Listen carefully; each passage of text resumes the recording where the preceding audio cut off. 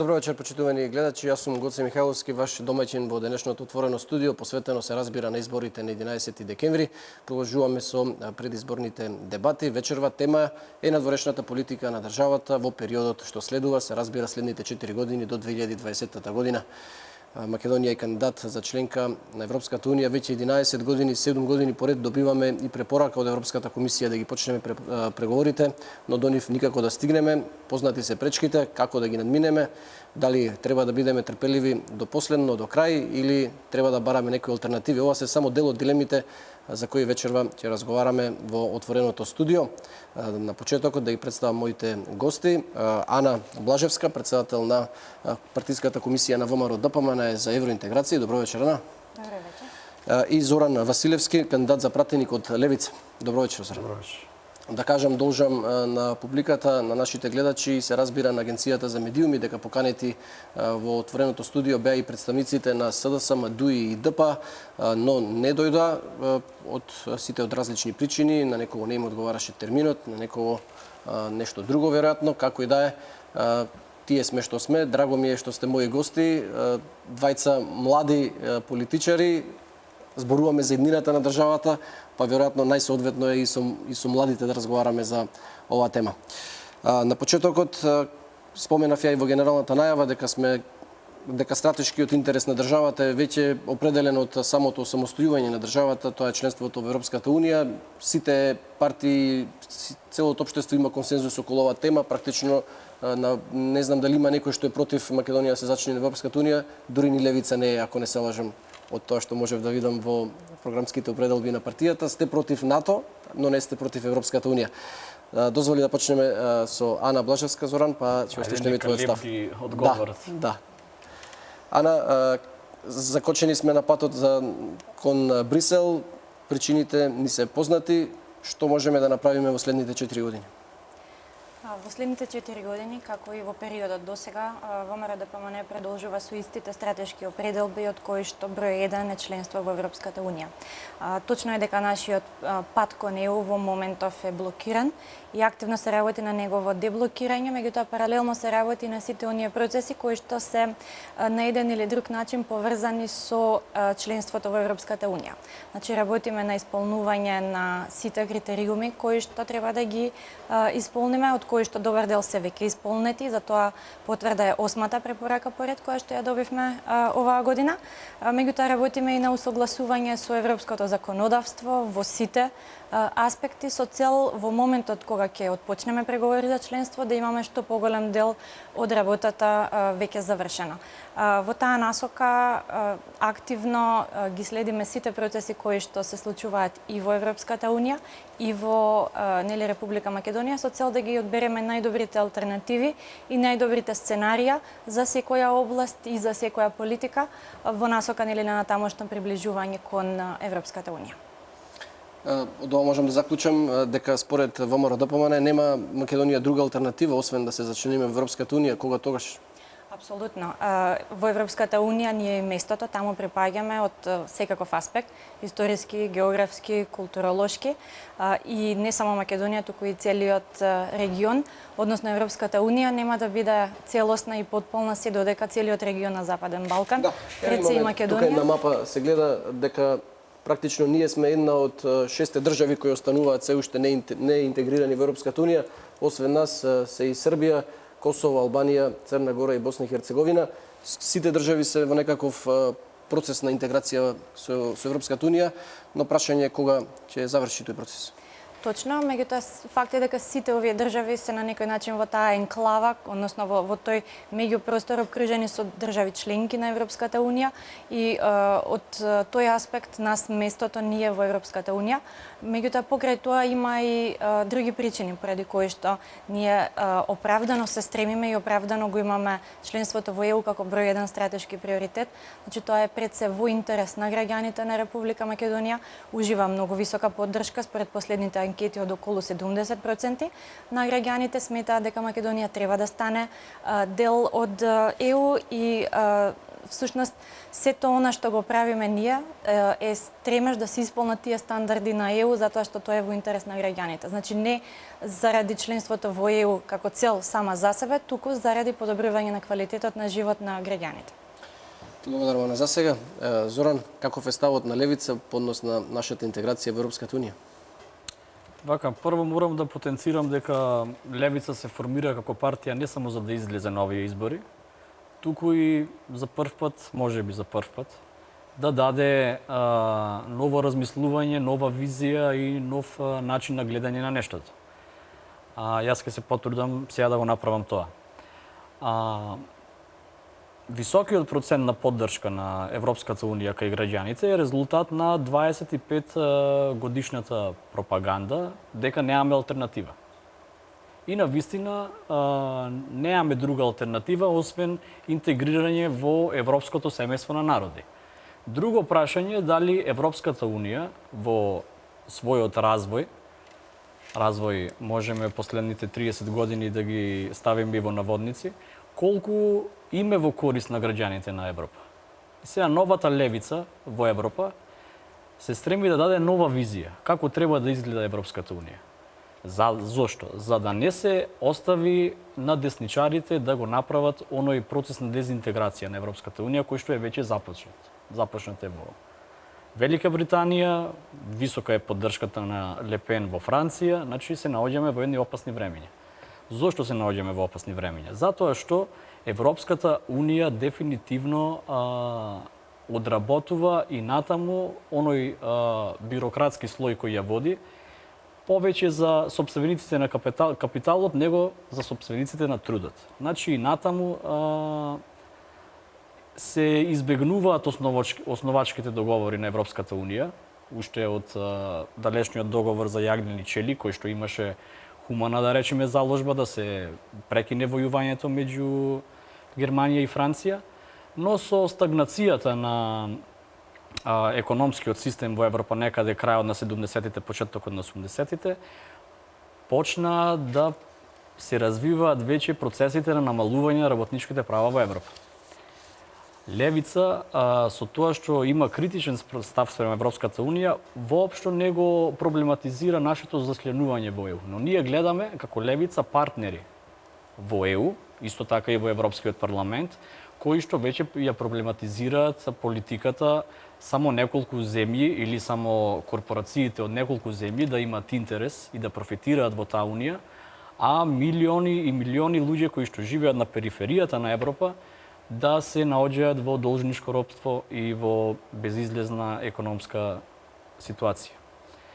Така да, мене ми е мило што вака се заложувате и се како да кажам, истакнувате колку посто ние имаме спроведено од препораките, како грабиме напред и слично, за да докажам дека во изминативе 25 години и ВМРО и СДСМ пред граѓаните го представува процесот за приближување кон ЕУ како математичка формула. Сега ова се препораките, ова се регулативите, тука мораме строго, ова се другите алатки што се за хармонизација со нив можеме да играме вака или така и дојдовме до ситуација каде што е парадоксална ситуацијата. Например, може да ми потврдите дали во судството се применети европските критериуми и регулативи и директиви. Завршете, за да заклучам дека гледаме какво е судството. Дури и со тоа европско право. Заклучокот главен е дека мора ние да се спремиме за членството во Европска унија, а до тогаш европската левица ќе ја направи таа Европска унија подобро место за живење за работниците и за досега обесправените народи на Европа.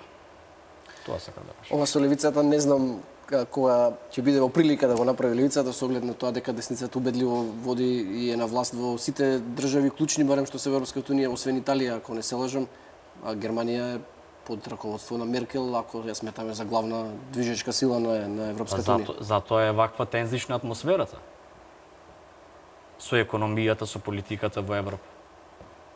И не значи дека треба да сме песимисти и дека Европа е осудена на пропаст. Јас ви викам, секогаш има можност за пресврт во политиката. И во Македонија има секогаш можност за пресврт, само граѓаните на Македонија и на Европа. Малку контрадикторно тврдењето, зашто ако десничарите сакале да пропадне Европска унија, сега имаат прилика златна тоа да го направат со оглед на тоа дека ги држат сите полуги од Европската комисија до десничарите проблемите во Европската унија ги користат стрикно на популистички начин. И ВМРО ДПМН го прави тоа во Македонија преку некои новинари, преку некои медиуми. Гледаат дека пали некогаш критиката врз Европската унија, не за да предложат подобри мерки по социјално одговорни за разлика од оние на Европската унија, туку едноставно со ширењето страф и параноја десницата секогаш добивала. Секаде. Секогаш имате за обвинување некои тука сили кои стојат позади тоа, но никогаш не се вика дека тоа се можеби корпорациите. Зошто не се кажува дека тие ги влечат конците, затоа што ние имаме 10% рамен данок и ние ги чекаме тие да ни дојдат и да не експлоатираат. Али добро, ајде сега, можеме да се навратиме и на она што го сработило ВМРО ДПМН, па затоа ни оволкува во држава. Да, тоа е клучното прашање. Да, тоа е клучното прашање. Европската унија дали ќе се реформира и кој ќе ја реформира и во кој правец не зависи од нас, она што зависи од нас е да ние да бидеме подготвени еден ден да станеме членки кога тоа ќе биде можно. Колку Македонија има постигнато на овој пат, дали еве хипотетички доколку утре добиеме шанса да отвориме преговори, дали Македонија е подготвена да биде членка на Европската унија? Прво ќе ви одговорам на вашето прашање, потоа со задоволство би му одговорила и на представникот на Левица во однос на тие прашања кои што зависат од ЕУ и реформите кои што треба да ги направи самата Европска унија. Во моментов сме подготвени да отвориме пристапни преговори и тоа имаме солидно ниво на подготвеност, тоа се нотира во последните извештаи од Европската комисија. Европската комисија е всушност институција која што толку добра не познава, што можеби подобро не познава и од нас самите, затоа што апсолутно прави детален, темелен скрининг на секоја област на нашето општествено живење. Факт е дека во овој момент ние не сме подготвени да бидеме земја членка. Тука има многу работи што треба да се направат.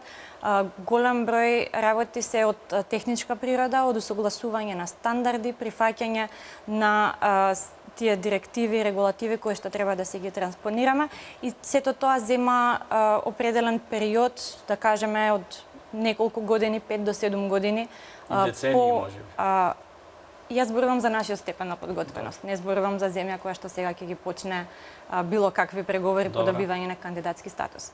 Значи, кога сега би отвориле преговори, за 5 до 7 години, ние сме подготвени да ги затвориме тие преговори и да станеме земја членка на Европската унија на исто ниво и со исто ниво на подготвеност и исполнување на критериумите како и сите други.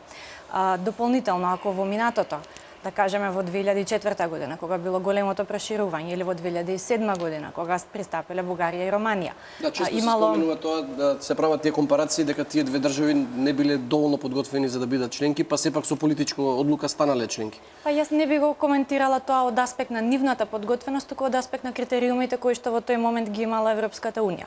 Значи во тој момент критериумите биле доста полабави.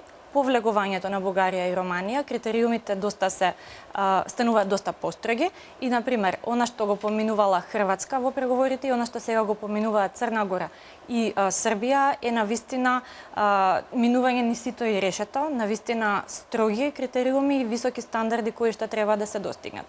Сметам дека и Македонија, кога еве утре би почнала преговори, ќе треба да помине низ сите тие процеси.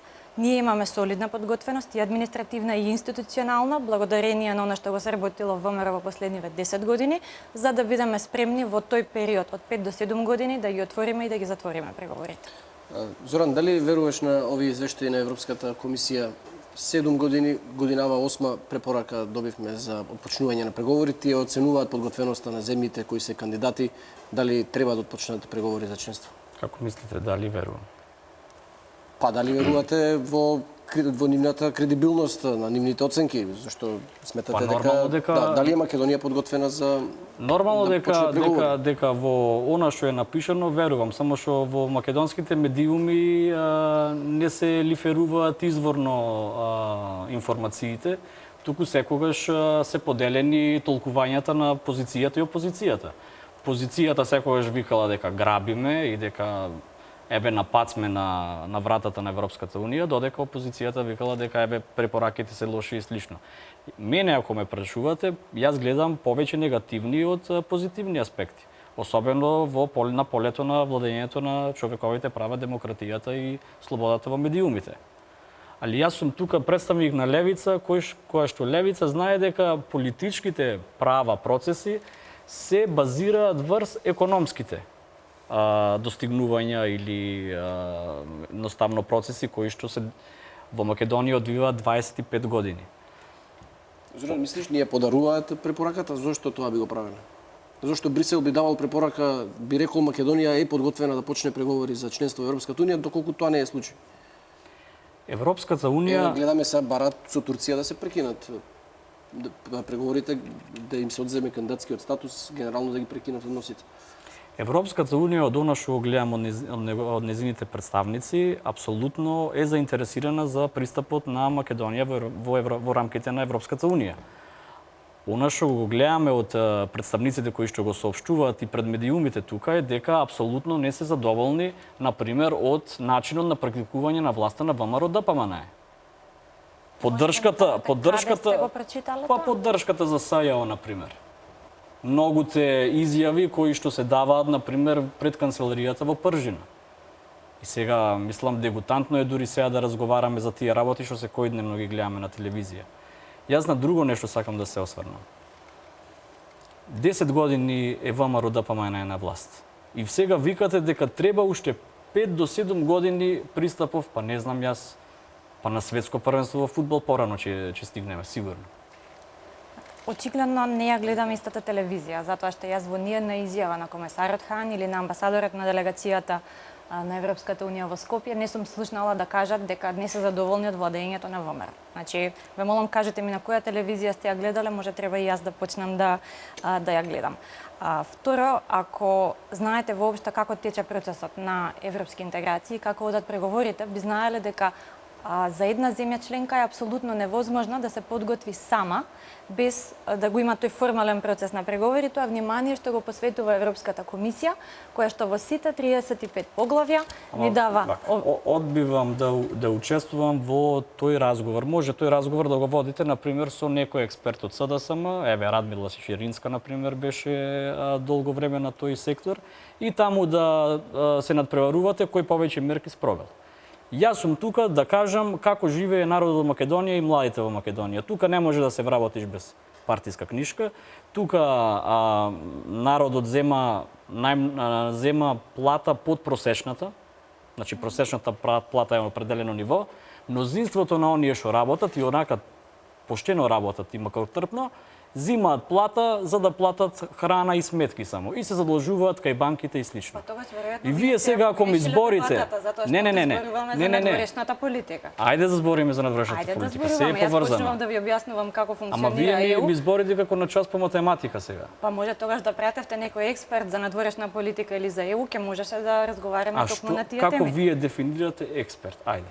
Што е експерт? Некој што едноставно знае како функционира ЕУ и како функционираат преговорите за членство. Значи некој што партијата го сега, ајде добро, не сакам да го симнам нивото до толку. Што го вработила за да го работи тоа неколку години?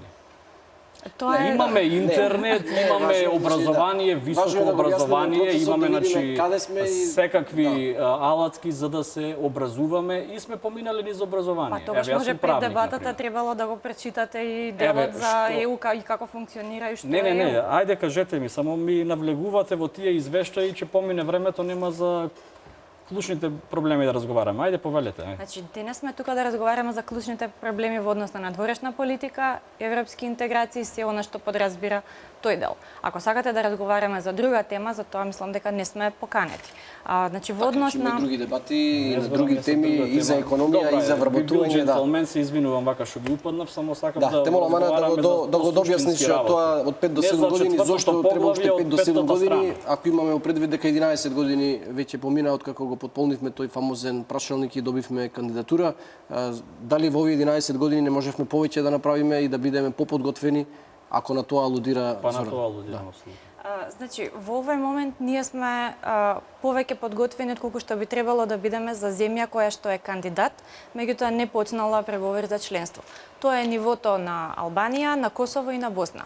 Прочитајте ги нашите извештаи, прочитајте го извештајот за некои од овие земји и ќе видите очигледна разлика во нашиот степен на подготвеност и во степенот на подготвеност на тие земји. Ако Србија и Црна Гора, земји кои што досега немаа, до пред 3 години нема отворено преговори за членство, пред 3 години беа на ниво на Босна или на Албанија или на Косово, некаде повисоко од тоа, во периодот откако ги отворија преговорите, значи во овие 3-4 години, тие успеа да надоместат за 10 години и повеќе кандидатски статус или фактот дека воопшто не биле ни земја кандидат. Тоа се должи пред се на тоа што Европската комисија работи со овие земји на дневна основа. Еве за илустрација, во Европската комисија имаме одделение за Македонија и Косово, значи ние ги делиме ресурсите со Косово во Диџиниер, а Србија има посебно одделение, Црна Гора има посебно одделение. Значи добиваат многу повеќе внимание, добиваат многу појасни насоки во однос на тоа што треба да се прави. А ние насоките си ги утврдуваме сами, се трудиме колку што може да следиме се што се случува со цел да можеме да ги исполниме сите оние работи што се бараат од нас. Кога би ги имале тие скрининг листи што се подготвуваат специјално за секоја земја, значи да ни утврдат состојбата на терен, каква ни е во определена политика и да ни кажат вие сега треба да ги транспонирате таа и таа директива на овој начин, тогаш и за нас би било многу поедноставно и ние би можеле многу побрзо да напредуваме. Добро, за тоа беше и тој пристапен диалог на високо ниво, да ни го лесни тој пат, за да бидеме поподготвени за кој ќе дојде моментот да почнеме преговори, да имаме некој пат изодено, да не мора да почнуваме од нула. Ви благодарам за сега на двајцата. Сега ќе се вклучиме во живо во Кавадарци, таму митинг одржува владеачката ВМРО ДПМН. Во овие моменти се обраќа лидерот на партијата Никола Груевски. Како и секоја вечер се вклучуваме во живо по неколку минути во главните митинзи на двете главни партии од македонскиот политички блок. Пред половина час имавте прилика да го видите и обраќањето на Зоран Заев од Кичево. Да погледнеме неколку минути од обраќањето на Никола Груевски, па ќе продолжиме со дебатата. И од другата страна е Македонија. Вие знаете дека треба да ја одберите Македонија, а не Заев и криминално разузнавачките структури. И јас знам дека вие тоа ќе го направите. И тоа масовно, секој од вас, секој од граѓаните на Македонија. А со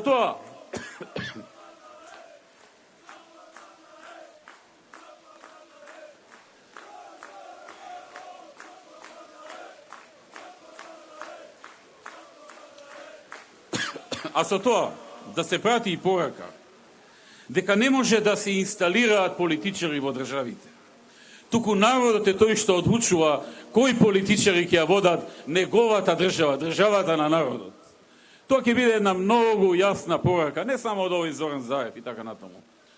Туку до оние кои што сметаат дека можат да инсталираат политичари во Македонија, да ги наместат и да ги раководат како во куклен театар. Дали сакате вие, драги пријатели, 4 години да сте со Заев и Шекеринска на чело на државата? Дали тоа го сакате? Заев е 11,5 години на власт во Струмица. 11,5 години е властодржец во општината Струмица. А Шекеринска е во политиката повеќе од 20 години. Тие се символ на нестабилност, символ на деструкција и символ на неработење, символ на лажни ветувања, символ на нешто што е подготвено да се здружи со било кого и да даде било што е национален и државен интерес само за да си оствари личната цел. Кога велам и символ на лаги, подсетувам и на неколку работи што ги кажаат еновиве.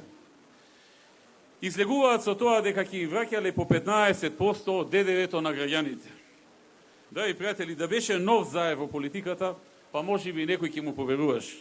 Ама човекот е 11,5 години на чело на општина Струмица. Прашајте ги струмичани, им врател ли нешто од парите што ги уплаќаат во буџетот на Струмица? Банка не им вратил. Не е он по враќањето и подавањето, по земањето е. Дали им вратил од нивните уплати по разни видови на даноци што ги дава, што ги плаќаат во општината?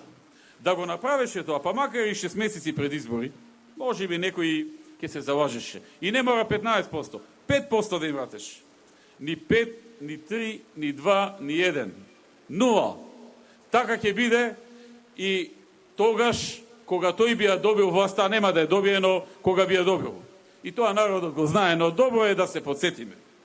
Или пак зборува за тоа дека ќе донел многу фабрики и дека ќе го спречил иселувањето од Македонија. Која фабрика Заев ја донесе во Струмица во 11,5 години владење во таа општина? Па тој не е опозиционер што не дошол во власта и не добил шанса. Тој 11,5 години на чело на една голема општина во Македонија. Општина која има и рурален дел, и градски дел, и урбан дел и така натаму. Општина која има своји проблеми, своји потреби, огромен број невработени. Општина во која ние сме тие кои што носевме инвеститори, како што го донесовме Johnson Controls, кој во моментот гради фабрика во која ќе има директни 1500 вработувања, плюс многу индиректни. Каде се неговите фабрики? Што тој ќе ги донесе да се вработат луѓето? Не зборам за неговите приватни, зборам за компании нови што ќе ги донесе инвеститори, кои што ќе отвораат нови работни места. Нема такви.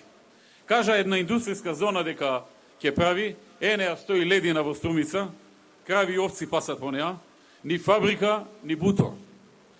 Сега, во Струмица, ако не може да донесе една фабрика, како ќе може во Македонија да донесе? Струмичани, ако не може да ги вработи, како ќе ги вработи во цела Македонија луѓето? Драги пријатели, не е сериозна работа. Крајно несериозна работа. Истото и со оноа, со просечна плата ќе била 500 евра и така натаму. Кој политичар на светот ветува колку ќе бие просечна плата? Па тоа не оди со ветување. Тоа не оди со утврдување со закон. Тоа оди преку носење на инвеститори кои ќе отвараат нови работни места, ќе ја намалат невработеноста. Колку повеќе се намалува невработеноста, толку повеќе ќе растат платите, бидејќи на новите работодавачи ќе им требаат повеќе работници, ќе гледат да превземат работник од друга фабрика, да го земат кај нив, а ќе го земат ако му понудат поголема плата. И така постепено ќе растат платите. Тоа е еден нормален природен закон на економијата. Просечна плата не може да биде со закон. И тој веројатно тоа го знае. Меѓутоа мисли дека вие не го знаете. И затоа тоа ви го говори. И мисли дека народот нема да провери колку е платата во неговите фабрики, на неговата фамилија. Неговите фабрики за кои што вика дека биле во вредност 6-7 милиони евра, како да е 1 милион онака неважна работа. Дали 6, дали 7, како за денари да збориме, 6-7 денари. Драги пријатели, во неговите фабрики најголем дел од вработените работат на гол минималец. Тоа е Зоран Заев. Таму каде што треба да се покаже е на минималец, најминималец што може да биде. Таму кај што треба да излажи и да вети на луѓето дека ќе им обезбеди ова или она, од ракав тресење колку сакате. Ако ви му кажете малку е 500, дај 700 и ќе те гласаме, ќе дојде со 800 ќе понуди. Па не знам, 500 евра мажот, 500 евра жената, пак имало за годишен одбор. Што не им даеш без Зоран во твоите фабрики, на мажот и жената по 500, па 1000, па и они да отидат на одмор. Нема такво нешто. Со таков човек си имаме работа. Ова колку за подсетување, иако знам дека го знаете. Драги пријатели, почитувани присутни, и Заев и Радмила неколку пати губат и никако да ја сватат пораката на граѓаните. Радмила го преживеа најголемиот пораз во историјата на политиката во Република Македонија во 2008-та, кога ја предводеше кампањата. Поголем пораз некој не доживеал до сега, откако постои независна Македонија. И мува не алази. Тера, како да победила на изборите. Шета, насмеана, слештена, ветува, прави, вака било, така било. Тоа е она подценување на народот. И доказ дека тие луѓе не може да ја сватат лекцијата од народот. Луѓето и кажа што мислат за неа, и таа продолжи насмеана да се шета и да им раскажува исти приказни што им ги раскажуваше потоа. Заев исто така, човекот запнал премиер да биде, се фали на албанските политичари дека го спремале од горе, како што вика тој, големите го спремале од горе, да го направат премиер. А народот, што правиме со народот? Во ред, еве тие од горе може го спремаат. Може и лаже, ќе видиме. Ама што со народот? Народот гласа. Каде е народот тука? Тие од горе народот не може да го спремаат. Затоа што народот е народ. 2 милиона луѓе се. Може да најдат еден како него, двајца, тројца. Ама не може 2 милиони луѓе да го направат како Заев да бидат. Тоа е, драги мои. Тоа е тоа подценување на сопствениот народ. Да, почитувани гледачи, видовме дел од обраќањето на лидерот на ВМРО-ДПМН Никола Груевски на митингот, централниот митинг на партијата кој се одржува вечерва во Кавадарци.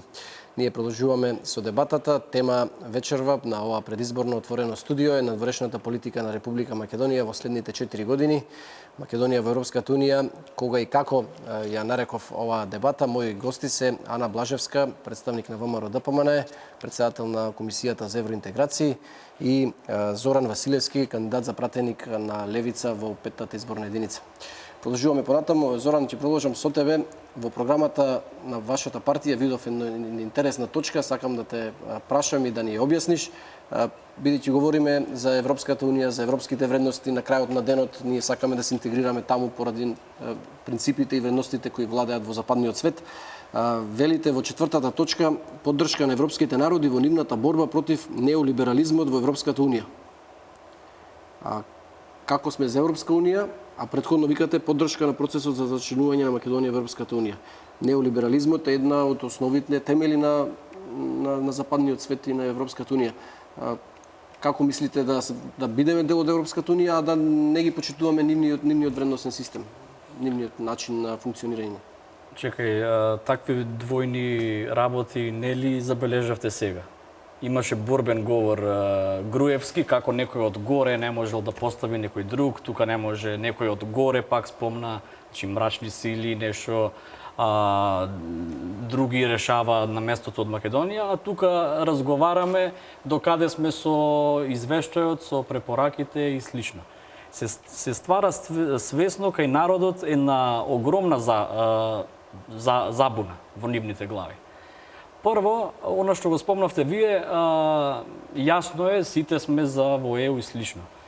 25 години во Македонија нема јавна, јасна дебата на страни што се против ваквата ЕУ и страни што се апсолутно за ваквата ЕУ. И во Македонија 25 години е дебатата кој повеќе е за ваквата ЕУ. Значи, таа е втемелена на владење на правото на демократијата, на слободната економија. Точно. Што направи европската бирократија кога ги избрка пратениците на СДСМ од парламентот прв пат после Оливер Кромвел, што тоа го направи во средновековна Англија. Што има да каже ЕУ бирократијата, значи зборам за оној слој што е неизбран од народот, не демократски. И ние во Македонија си имаме работа со вие велите ќе се бориме против неолиберализмот во Европската Унија. Вие не Добро, треба да објаснам што е неолиберализмот. Да, треба да објасните. Неолиберализмот е декларативно Европската Унија почива на начелото слободен проток на стоки, услуги, луѓе и слично. Така. Да. Во тој слободен проток најдобра компарација ќе направам со фудбалот. Еве сега на друг канал може да се пушти да се гледа фудбалска утакмица. Имате вие нерегулиран пазар кој што поточно отворен пазар во кој што немате никаква или речиси никаква заштита на домашната индустрија или на оние права во уставот загарантирани кои што ги штитат најранливите категории или работниците, да речем. Како може Европската Унија да, поточно не Европската Унија, не можем да се ослонам на цела Европска Унија да ја критикувам, затоа што таму имаме другари, левичари, кои што работат на незино реобмислување и спасување на некој начин од пропаѓање. Која Европска Унија? Зборувам за бирократијата. Тие во нивните земји се, значи, Европската комисија е бирократија. Можеме да заклучиме дека не е на директни избори избрана. И тоа е владата на ЕУ. Че владата на ЕУ не е избрана од народот. Не е директно, ама на индиректен начин е. Тоа е, значи, пак ја бираат главните лидери на Европската. Друга критика. Членовите на таа комисија доаѓаат од земји каде што има јасно прогресивен данок. каде што буџетот апсолутно се полни од доданочувањето на најбогатите со повисоки стапки на данок. Како може во Македонија да име нормално да имаме најнизок данок во Европа и да имаме 10% данок, рамен данок? Значи, таа EU бирократија, нема да лицитирам со имиња, затоа што сега јас се разбирам и Зоран, вие сакате да се меша државата во економијата, сакате да се меша државата, да има протекционизам, да се воведе комунизам во Европската унија? Што се залагате? Не. Она што е јасна, значи, пропаганда антикомунистичка во моментов, и прогресивниот данок вие сега го дефинирате како комунизам. Испаѓа дека цела Европа е комунистичка. Еве, кажете ми, добро, ајде, инсистирате да збориме денес за Европската унија и за нејзиниот пристап и не за нашиот пристап во Европската унија. Ајде, одговорете ми, значи... Нема, викате се, ви пречи тоа што има слободна економија, што има слободен пазар. Пазарот ги регулира и протокот на стоки, и вработеност, и фабриките, и целата економија е оставена слободно да се регулира. Слободната економија, да ги заштитат работниците, кој да ги заштити? Има синдикати да ги заштитат, кој може да ги заштити? Точно. Не може државата да ги заштити, ако ги штити државата, пак треба да се вратиме во комунизам. Тоа е. Не државата, мнозинството од населението се работници, може да се сложиме. Сега испаѓа дека со вас дебатирам, пошто тука... Не, јас ви го постави прашањето, сакам убаво да се образложи. Не, вие чекате за извештајот да ве прашаат, а таму Груевски се пресметува со некој од горе. Не, видете, чекам да се решите вие дали сакате да го коментирате Груевски, да истакнувате некои филозофски тези за среден век, да зборуваме за фудбал, за данокот или за заштитата на работниците. Европската унија, господи, тема и да разборуваме за тоа. Европската унија не е напишано ливче на препораки. Европската унија си има своја историја, си има своја сегашност и си има своја иднина и се е поврзано. И на граѓаните во Македонија не им е објаснато тоа 25 години, многу од нив знаат и затоа во Македонија цути евроскептицизмот. Затоа што гледа дека Европската унија пуска по рабовите. 70% поддршка има Европската унија. Дали е тоа за вас евроскептицизам? Видите, ако се ослонуваме само на анкети, тогаш нема потреба и никакви избори за ништо да не правиме. А на што би требало да се ослонуваме ако не на тие анкети што се горе-долу сите со исти резултати? Па еве, например, имате исто така анкети дека членството во НАТО е наше, 90% имаме, значи... Не е точно дека 90%, а ВМРО се вози на антипропаганда, интересна ситуација. Како се вози ВМРО на антипропаганда? Па преку многу медиуми. На антипропаганда за НАТО? Да. Кажете ми пример. Апсолутно работите во насока на членство на НАТО. Само го користите од избори на избори. А кажете ми пример дека не е така. Јас ќе ви кажам еден куп примери дека работиме. Вие кажете ми еден пример дека не работиме. Јас ќе ви го кажам следно. Колку и да е поделено македонското општество во моментов меѓу поддржувачи на актуелниот режим, на актуелниот спроведувач на црн режимски систем и на СДСМ, колку и да е црно-бела ситуацијата, јас сум тука да го кажам и следнава теза. На ова дередже сме тука затоа што и ВМРО и СДСМ едни исти политики спроведуваат 25 години. За жал, не може секоја област да ја дискутирате, да немате интердисциплинарни знаења. Економијата е во се поврзана. Значи, вие и в СДСМ сте од една иста монета две страни, со тоа што вие на многу по-груб начин го спроведувате реформирањето, транзицијата во Македонија преку рамен данок, значи мора државата да се задолжува и пак направи останува. Дигресијата, молам. Не може ова да е дигресија. За НАТО, ве молам, дај расчистете го, треба да погледнеме реклами. Велиш дека Македонија не е на патот, не работи доволно за интеграција во НАТО. Те молам, аргументирај. Македонија не треба да влезе во НАТО. Македонија со такви тривијални прашања не може да размислува за реалните проблеми. Не треба е друго прашање. Добро, еве, јас држава сме се определиле, јас не сум сме тука кандидат. дојден како експерт. Јас сум тука дојден како член на Левица и сакам прв пат на овие илјадници дискусии во овие 25 години што се направени, да дадам едно ново гледиште и тука упорно господици ми упаѓате дека бегам од темата. Каков е овој еката систем, ви се молам? Видете, јас Ова е не сум ЕКТС тука како систем за експерт. водење на државата. Јас Не сум може со тука ЕКТС. Дајте како ми сега представник на ВМРО ливче и да ДПМН. заокружувам. И јас сум тука како представник на политичка партија, на ВМРО ДПМН, Точно. не сум како експерт. Затоа, како представник на таа политичка партија, како дел од тимот, напишавме сериозна програма за надворешна политика и за евроинтеграција. А она што го напишавте вие, баш го читав пред да почне дебатата, имате две страни со навистина една добра компилација на теории собрани од различни прирачници во рамките на политички студии, Не работиме со филозофија и сето прирачници, тоа, господице, од кои вие што добар работите. дел ви се контрадикторни. И со 100 чекори, и со проширени, и со надградени, све е кај вас извлечено од контекст. Јас не знам дали вие и господинот Груевски сте во иста партија. Ние работиме со реални учинам таму проекти, че влезе во граѓанска со реални војна, а идеи. вие се понашате како сега Шведска да треба да види дали за животната средина треба оваа регулатива или оваа директива или оваа одлука. Чекај да не е таа во Ние судир со оваа работиме апсолутно регулатива. на сите области, а вие Ама работите гледам- овде само на филозофирање. Ама Дајте не една е конкретна филозофирање. идеја. Јас Еве да секој кажеме. ден се шетам низ Скопските улици и низ Струшките улици, низ сите улици во Македонија и гледам дека ситуацијата не ја бива, не се издржува Еве, ако повеќе. утре дојде левица, што Вие ќе и направи десетка може да конкретно? добиете за ова излагање, ама ситуацијата е за 5. Ајде кажете вие како левица што би направиле да ја подобрите, што сте напишале во вашата програма, едно нешто конкретно што може да се спроведе, што не е апсолутна утопија.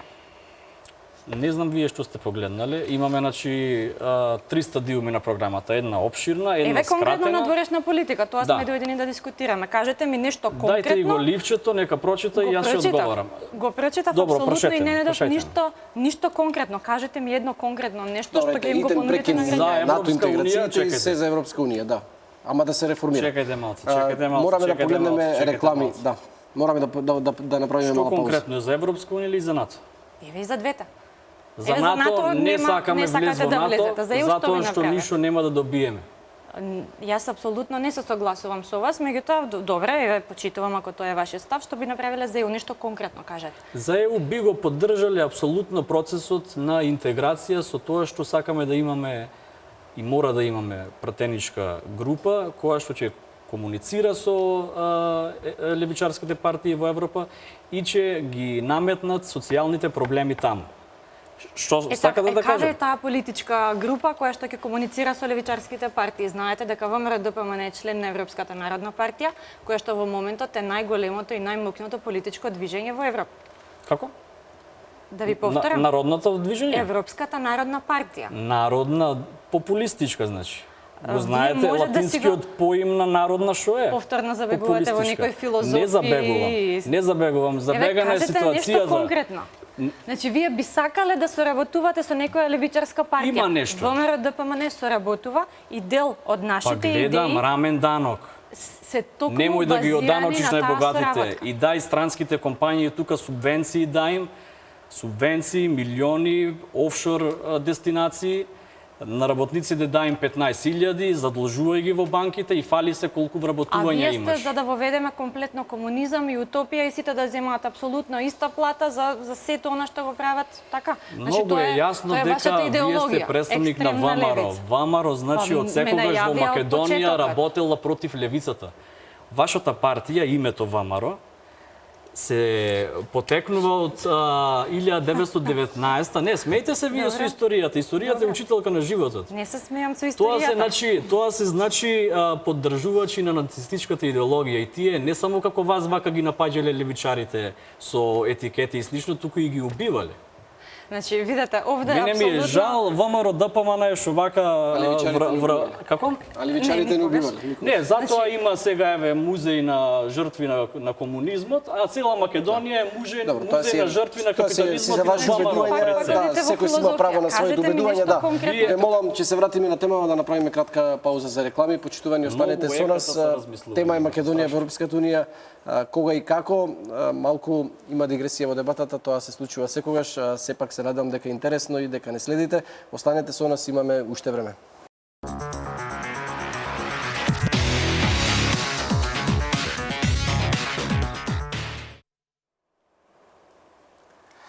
Назад сме во студиото на телевизија Нова со уште една предизборна дебата посветена овој пат на евроинтеграциите на Македонија, на нашата надворешна политика.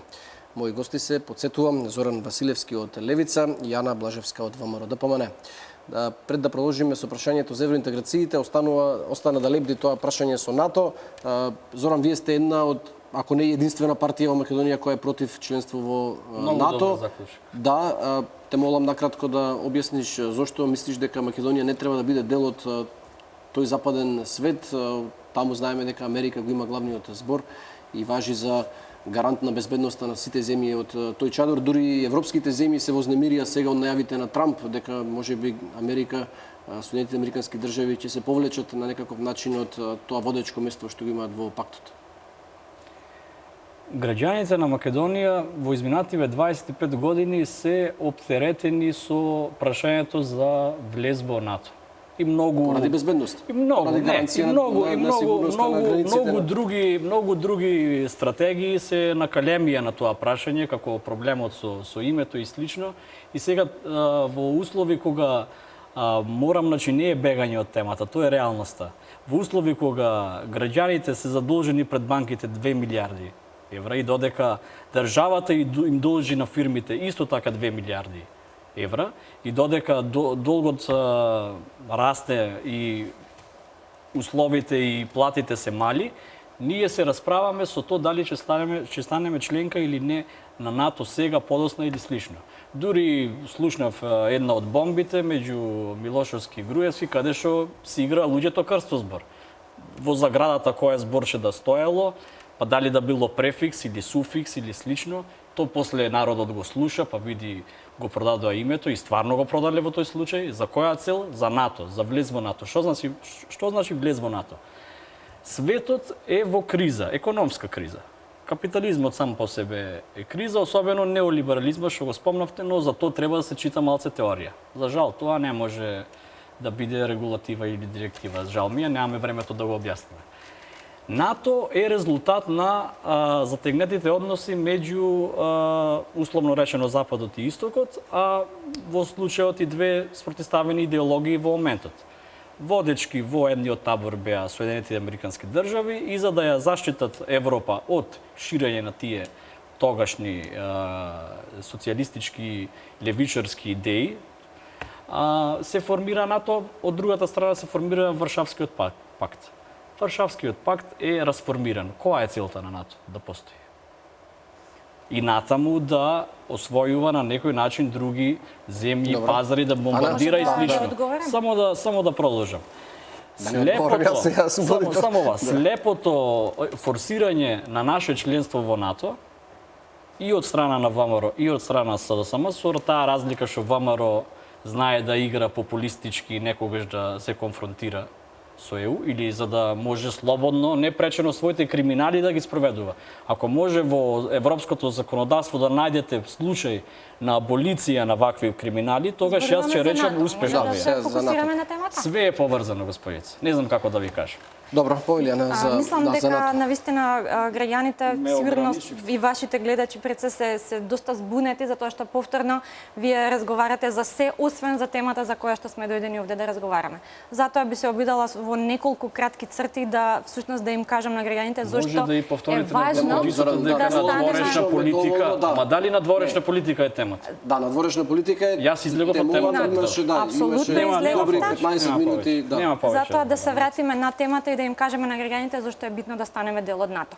Ако ја следите политиката на НАТО во последните 26-7 години, откако заврши студената војна, НАТО комплетно се реформираше и денес целта не е да одговори на некоја закана која што доаѓа од Русија, туку да одговори на сите други безбедносни ризици кои што во овој период се надмножија, без разлика дали се работи за сајбер криминал, дали се работи за миграција и така натаму.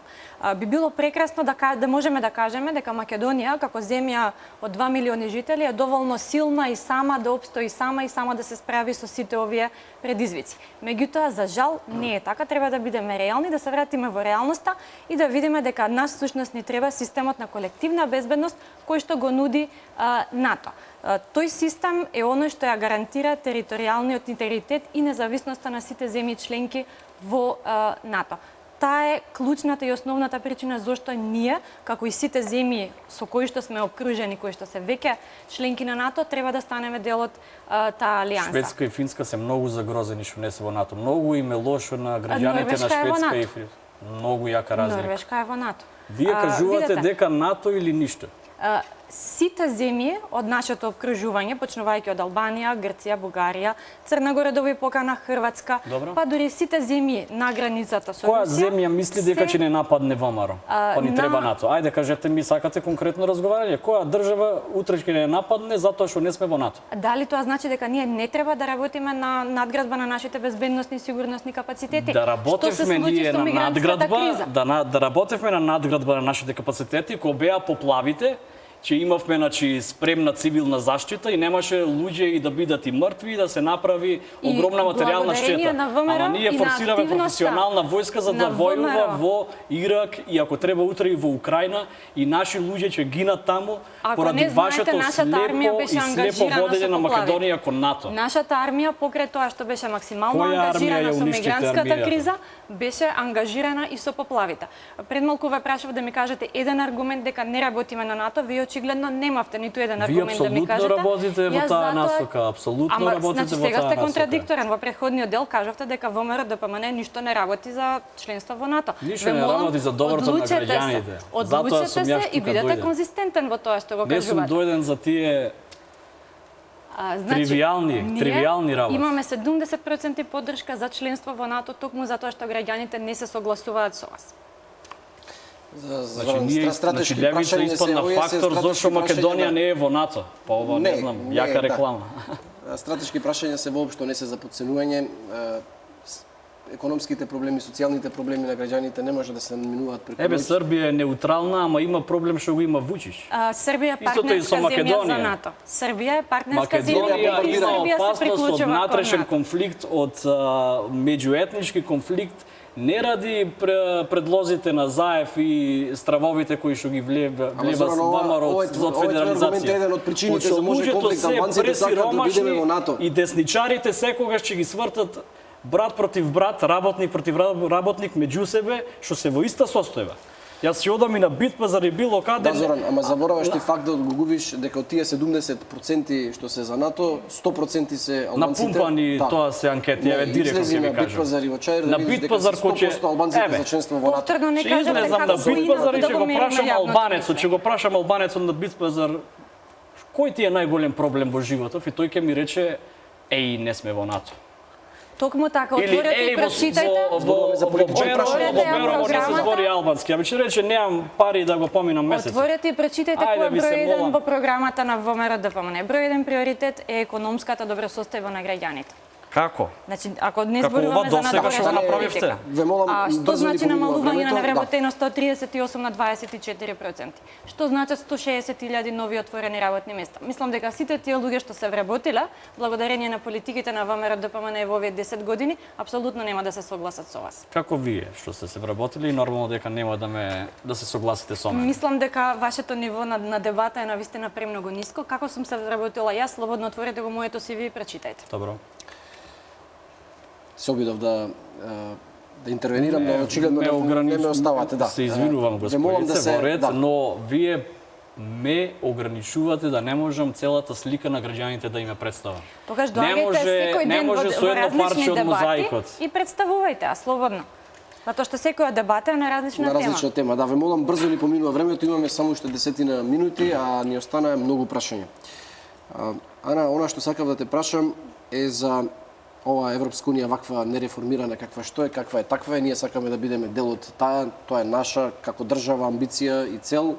Таа е таа 25 годишна пропаганда. Каква е таква е, мора таму, ајде, ура, а 70% е имплементираното законодавство и вака живееме. Она што се чини поголем проблем сега, освен тоа што треба ние да бидеме подготвени, е и Европската унија да сака и понатаму да се проширува, тоа е очигледно голем проблем по последните проширувања што се случија пред 10 години, кога голем дел од тие земји кои беа дел од Варшавскиот пакт се приклучија на Европската унија и на НАТО. Сега се чини Европската унија е презафатена со своите внатрешни проблеми, бегалската криза и мигрантите дополнително ја тежнаа ситуацијата.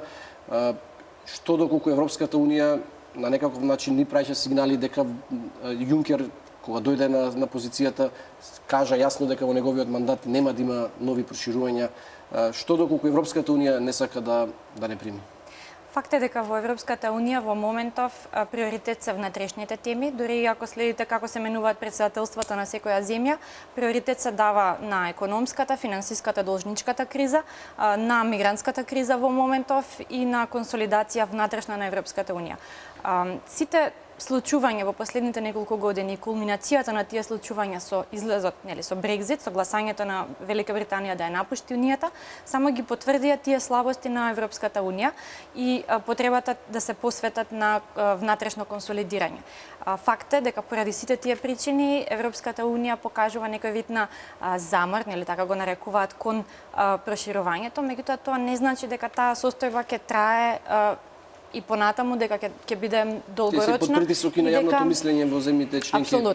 Апсолутно, посебно во следниот период ќе има избори во Франција, ќе има избори во Германија, две од најголемите земји членки на Европската унија.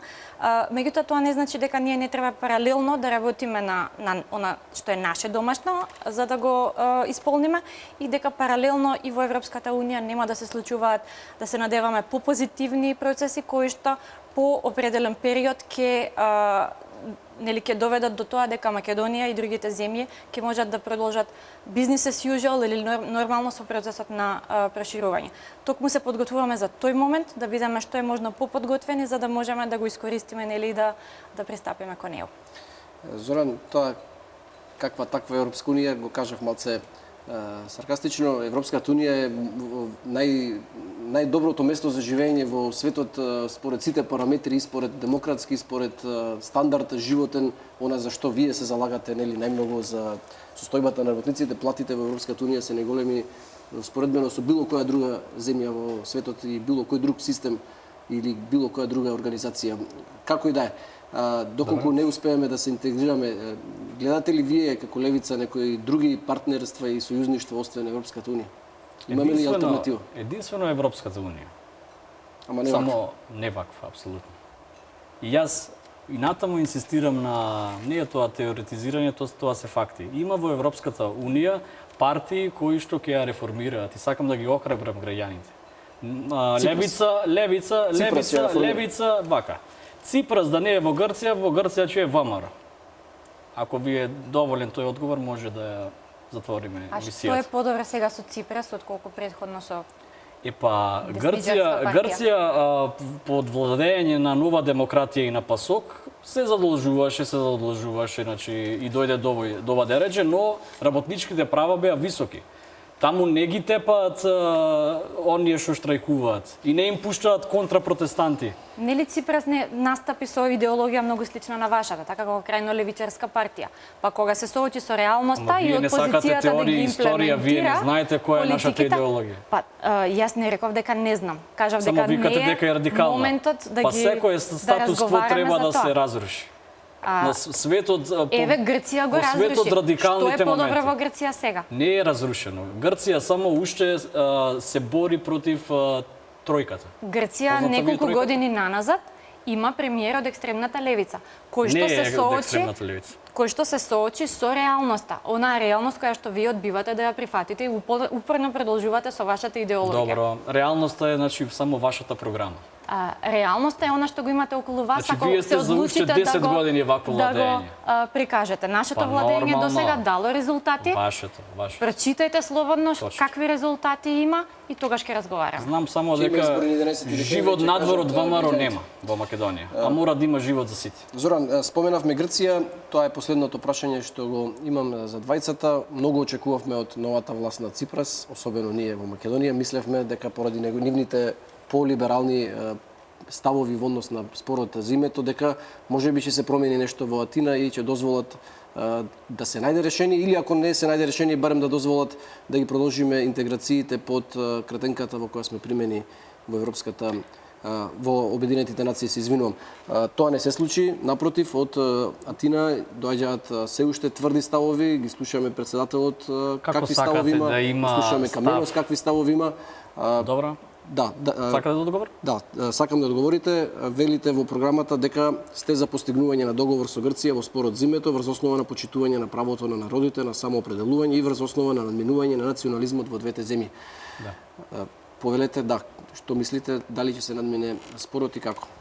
Спорот дефинитивно нема да се надмине доколку од едната страна имаме националистичка опција која што своето владење и мит го гради на тој начин што го нарекува аеродромот Александар Велики, го нарекува значи градски стадион Филип II, наблага во тие теми. Секој 2 дена дава изјави дека Македонија е Грчка, секој 2 дена. Тоа не е национализам. Соработката меѓу две и повеќе држави, од која што граѓаните на тие две и повеќе држави имаат корист, секогаш била меѓу левичарски влади. Принципот што е спомнат во нашата програма на самоопределување е токму еден таков принцип. Уставното име си е уставно име на Македонија и нема потреба името да се менува за, например, влез во НАТО. Затоа што, кажав, не успеав да се доискажам дека немаме апсолутно во она што е најгорлив проблем во Македонија, економијата и социјалните права, немаме разлика, туку може само штета да имаме. А за Европската унија? За Европската унија зборував. И проблемот со името е пречка и за Европската унија во тој контекст. За Европската унија спомнав дека работиме во насока на зголемување на гласот на левицата општо и на Балканот и во светот. Имаме значи пристапница до европската левица која што е представена во Европскиот парламент и едноставно во Европската унија може да се пристапи под привремената референца. Ако се отворат тие прашања понатаму, тогаш ние нормално дека одлучувањето за жал, морам да кажам, за жал во Македонија че продолжат да го имаат влади на ВМРО и на СДСМ сега од 11 декември, но со текот на развивањето на настаните, левицата ќе заакне како во Македонија, така и во овие околни европски земји и едноставно ќе се донесе она решение кое што е најдобро за граѓаните. Добро. Ана, ВМРО ДПМН во програмата, колку што успеав да видам, останува на веќе познатите ставови во врска со ова прашање, а без тоа да се надмине, тешко дека ќе успееме да станеме членка и на НАТО и на Европската унија. Мило ми е што левица има навистина убави соништа за тоа како може да се реши Вашата нашиот реалност е спор со црна, името. Ако господице. имавте време да се искажете, ако Ама може не. да се искажам јас без да ме Не се прекинувате. ова соништо, не Само ова е разбирате. навистина некултурно ниво на Добро, комуникација. нема да зборам повеќе. Ви благодарам.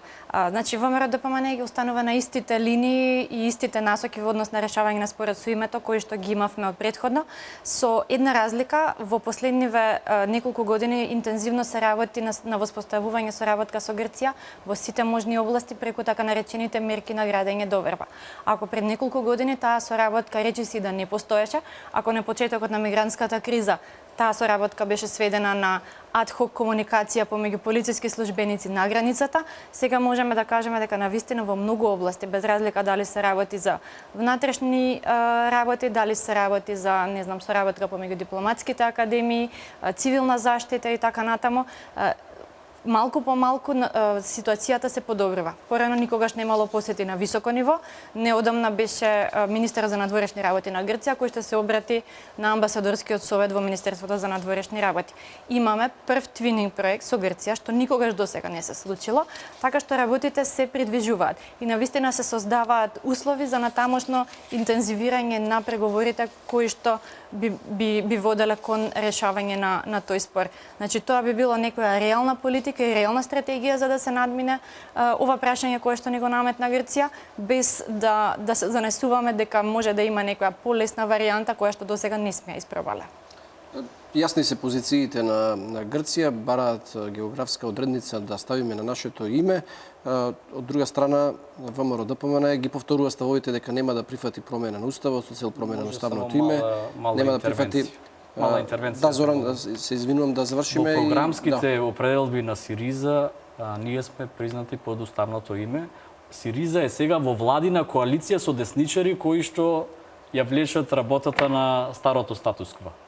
Немојте да ги обескрврувате граѓаните со тоа што неаргументирано ја критикувате Да. левицата во Ми Грција. даде Тамаш Лагбор, тоа ми беше прашањето. Дали ќе чекаме ние Грција да превладува овој став на Сириза, колку време можеме да чекаме или немаме друго што да правиме всушност? Отворете ги Само актите еден на аргумент партијата. да ве демантирам, министерот за надворешни работи конкретно не е од Сириза, а тоа е тој што доаѓа неколку пати и тоа е тој што всушност стои зад мерките за градење на доверба во Грција. Така што ова прашање апсолутно не би го свела на идеологија помеѓу левица или десница, туку на некои реални интереси за кои што мора нели да се најде начин да дојде до некое помирување и надминување на овој спор, и тоа како што кажавте, тоа решение според ВМРО ДПМН мора да биде ставено на референдум и за тоа да се изјаснат мнозинството граѓани. Во никој случај не смее да задира во националниот идентитет,